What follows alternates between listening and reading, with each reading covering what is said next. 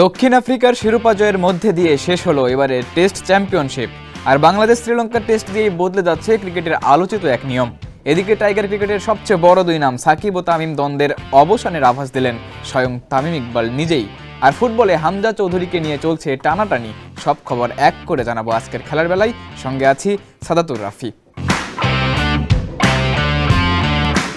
Record জয়ে বিশ্ব test championship জিতল দক্ষিণ আফ্রিকা।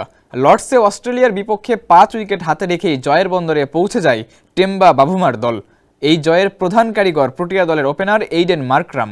তার 136 রানের ইনিংসে ভর করে আন্তর্জাতিক টুর্নামেন্টে প্রথমবারের মতো শিরোপা জয়ের স্বাদ পেল দক্ষিণ আফ্রিকা। বিস্তারিত জানাচ্ছেন রাফিউল ইসলাম রাতুল। অবিস্মরণীয় এক মুহূর্ত দক্ষিণ আফ্রিকার জন্য। রেকর্ড জয় দিয়ে বিশ্ব টেস্ট চ্যাম্পিয়নশিপে ইতিহাস গড়ল টেম্বা বাভুমার দল। এই টেস্টে জয়ের সবচেয়ে বড় কারিগর প্রোটিয়ার ওপেনার এইডেন মার্করাম। ম্যাচে তার 136 রানের ঝোড়ো ইনিংসে ভর করে জয়ের বন্দরে পৌঁছে যায় দক্ষিণ আফ্রিকা। 27 বছর পর আইসিসি ইভেন্টে শিরোপা জিতল প্রোটিয়ারা। আন্তর্জাতিক ক্রিকেটে একের পর এক হতাশার গল্প লিখে বিশ্বমঞ্চ থেকে বিদায় নিয়েছিল দক্ষিণ আফ্রিকা। একটি ফাইনাল, 12টি সেমিফাইনাল ও 2টি কোয়ার্টার ফাইনাল থেকে খালি হাতে ফিরতে হয়েছিল প্রোটিয়াদের। এবার বিশ্বমঞ্চে নিজেদের আবারও প্রমাণ করার সুযোগ হাতছাড়া করেনি এইডেন মার্করামরা। 11 জুন শুরু হওয়া ফাইনাল টেস্টের প্রথম ইনিংসে 212 রানে থামে অস্ট্রেলিয়া। পরের ইনিংসে দক্ষিণ আফ্রিকা অল আউট হয় মাত্র 138 রানে। দ্বিতীয় ইনিংসে অস্ট্রেলিয়ার টপ অর্ডার গুড়িয়ে দিয়ে খেলায় ফেরে প্রোটিয়ারা। তবে ইনিংসের শেষ দিকে স্টার্কের হাফ সেঞ্চুরিতে 207 রানের সংগ্রহ পায় অজিরা।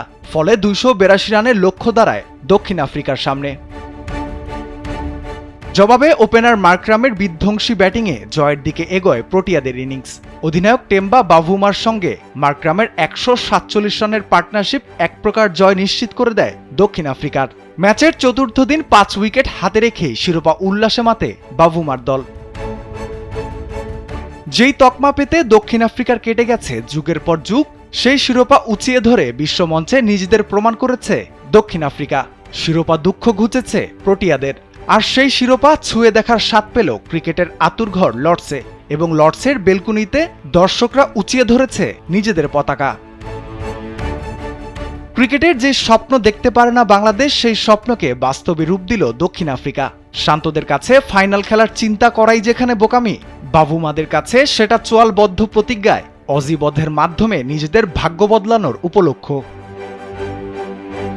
রাফিউল ইসলাম রাতুল, কালবেলা।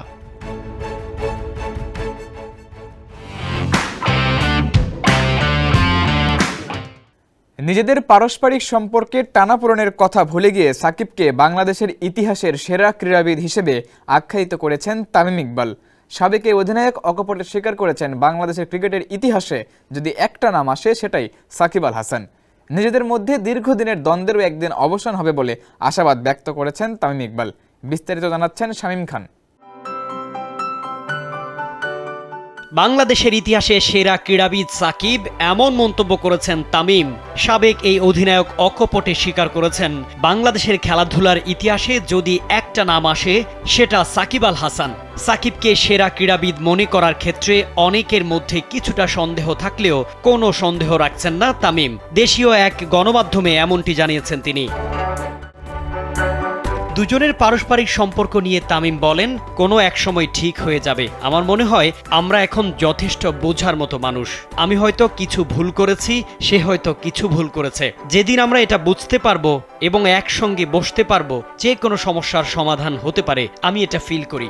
এখন আমরা বাংলাদেশ ক্রিকেটে তো আর একসঙ্গে খেলতে পারবো না, কারণ আমি অবসর নিয়েছি, সেও অনেকটা শেষের পথে। কিন্তু আমরা বাংলাদেশ ক্রিকেটকে একটা নতুন হাইটে নিয়ে যেতে পারি।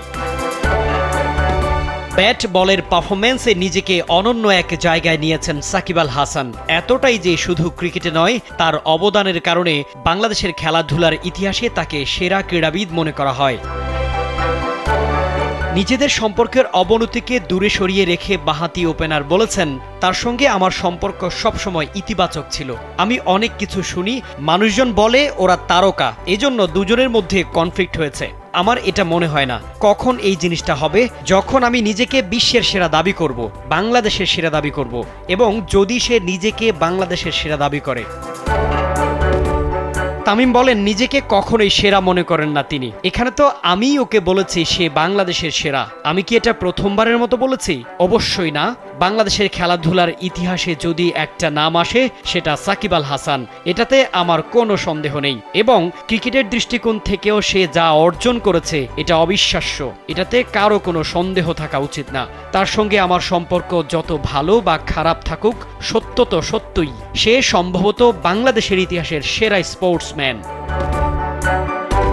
AKM শামীম খান, কালবেলা।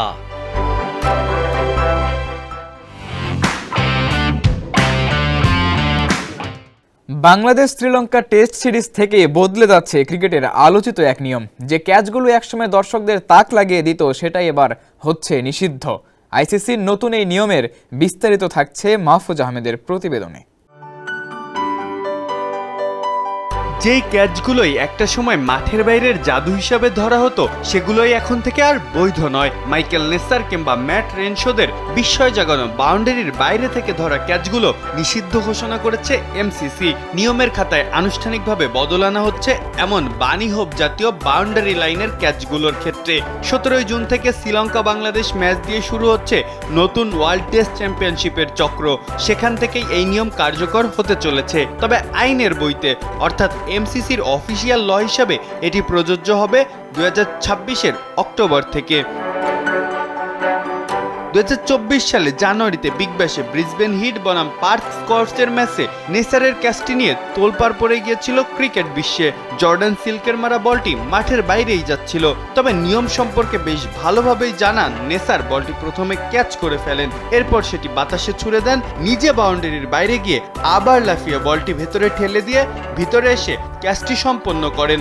অবিশ্বাস্য সেই ক্যাচ তখন আইনের আওতায় বৈধ হলেও এখন থেকে এমন দ্বিতীয়বার বাতাসে বল স্পর্শ করার ক্যাচকে বাতিল বলেই গণ্য করা হবে। নেসার নিজেই বলেছিলেন তিনি এমন ক্যাচ ধরতে অনুপ্রেরণা পেয়েছিলেন রেনশোর ব্যাটন যুগলবন্দি ক্যাচ দেখে। বিগ ব্যাশ 2020-এ হোবার্ট হ্যারিকেন্সের ম্যাথু ওয়েডের একটা বল দৌড়ে গিয়ে বাউন্ডারি লাইন থেকে লুফে নিয়েছিলেন রেঞ্চ, কিন্তু ভারসাম্য হারিয়ে বাউন্ডারির বাইরে চলে যাওয়ায় বলটি বাতাসে ছুড়ে দিয়েছিলেন। পরে নিজেই আবার লাফিয়ে বলটি ভেতরে ঠেলে দেন। সেখানে আবার প্রস্তুত ছিল টম ব্যান্টন। দর্শনীয় সেই ক্যাচটি তখন আইনসিদ্ধ হলেও প্রশ্ন উঠেছিল এটি আদৌ ন্যায্য কিনা। বর্তমানে প্রচলিত নিয়মে বলা আছে বল স্পর্শ করার আগে ফিল্ডার শেষ ভূমি স্পর্শ অবশ্যই বাউন্ডারির ভেতরে হতে হবে, কিন্তু নতুন নিয়মে ফোকাস দেওয়া হচ্ছে শেষ স্পর্শের উপরে। নতুন আইনে বলা হয়েছে বাউন্ডারির বাইরে থাকা অবস্থায় একবারের বেশি বল স্পর্শ করা যাবে না। দ্বিতীয়বার স্পর্শ করতে হলে তাকে পুরোপুরি মাঠের ভেতরেই থাকতে হবে। এমনকি রিলে ক্যাচের ক্ষেত্রেও একই নিয়ম প্রযোজ্য হবে। প্রথম ফিল্ডার যদি বাউন্ডারির বাইরে থেকে বল ঠেলে দেন, তবুও যদি তিনি মাঠের বাইরে নামেন, সেটিও বাউন্ডারি হিসাবেই গণ্য করা হবে। এমসিসির মতে বর্তমান নিয়মে কিছু অস্বাভাবিক কিন্তু বৈধ ক্যাচ দেখা যাচ্ছিল, যা বেশিরভাগ দর্শকের চোখেই অন্যায় সুলভ মনে হতো। সেই বিতর্ক দূর করতেই এই নতুন আইন এনেছে তারা। আইসিসির খেলার নিয়মে এটি সংযুক্ত হচ্ছে চলতি মাসেই। তবে ক্রিকেটের আইনবিধি হিসাবে এমসিসির এই নিয়ম অন্তর্ভুক্ত হবে 2026 সালের অক্টোবর থেকে। মাহফুজ আহমেদ, কালবেলা।